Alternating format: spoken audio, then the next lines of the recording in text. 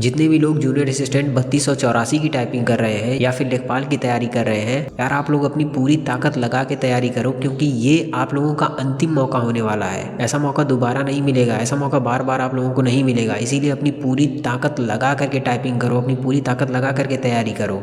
Junior assistant वालों के लिए लास्ट चांस इसलिए है क्योंकि गलती से अगर आप एक बार टाइपिंग में फेल हो गए ना, तो दोबारा टाइपिंग क्वालिफाई करना बहुत ज़्यादा मुश्किल होता है। दोबारा अगर कभी भी आप टाइपिंग देने जाओगे ना, तो आपको एक प्रेशर फील होगा, कहीं फिर से ना फेल हो जाऊं, और ज़्यादा प्रेशर फील होगा। इसीलिए कोशिश करना कि पहले ही बार में अपनी टाइपिंग क्वालिफाई कर लो।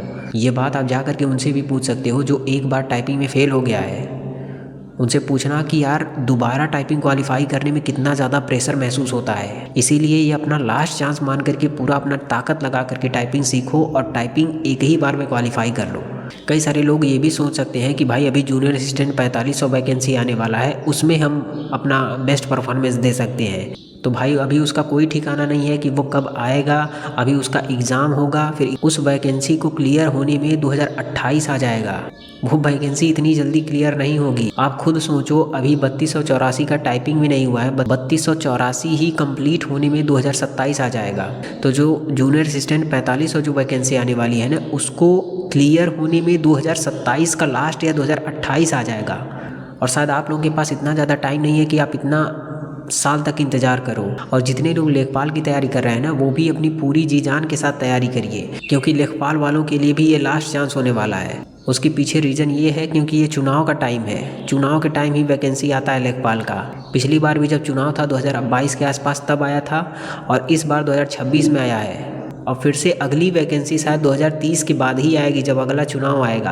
और शायद आप लोगों के पास 4 साल का 5 साल का टाइम नहीं है, क्योंकि उतने टाइम तक उम्र बहुत ज़्यादा बढ़ जाएगी। कई लोगों का शादी हो जाएगा और आसपास के लोग, रिश्तेदार ये सब ताने मारने लगते हैं। तो इसीलिए इतना ज़्यादा टाइम नहीं है। जो मौका मिला है उसमें अपना 100% दे दीजिए, उसको अच्छे से तैयारी कर लीजिए। इसीलिए अगर आप टाइपिंग कर रहे हो तो अपनी पूरी जी जान लगा करके टाइपिंग करो, खूब ज़्यादा प्रैक्टिस करो और कोशिश करो कि पहले ही बार में क्वालिफाई हो जाए। इसको अपना लास्ट चांस मान करके अपने आप टाइपिंग करो।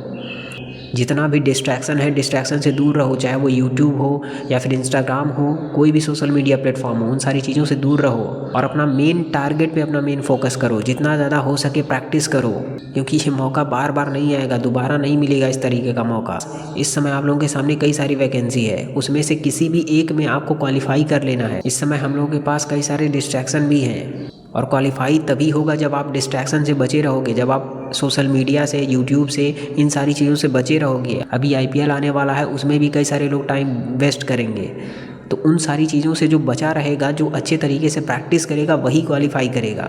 इसीलिए आप इस जूनियर असिस्टेंट की वैकेंसी को या फिर जो लेखपाल की वैकेंसी हो, इसको अपना लास्ट चांस मान करके प्रिपेयर करिए। ये सारी बातें सिर्फ डराने के लिए नहीं बोल रहा हूँ, बल्कि ये सच्चाई है, रियलिटी है। इस बात में आपको बार बार मौका नहीं मिलेगा, या फिर अगला मौका मिलेगा भी ना तो बहुत ज़्यादा टाइम के बाद मिलेगा। उस समय तक आप लोगों की उम्र बहुत ज़्यादा बढ़ जाएगी। तो इसीलिए इसको अपना लास्ट अंतिम मौका मान करके अपने पूरा जी जान लगा करके टाइपिंग करो, अपना पूरा जी जान लगा करके तैयारी करो, और जितना हो सके डिस्ट्रैक्शन से बचे रहो। मेन प्रैक्टिस पे फोकस करो, मेन पढ़ाई पे फोकस करो, मेन काम पे अपने फोकस करो।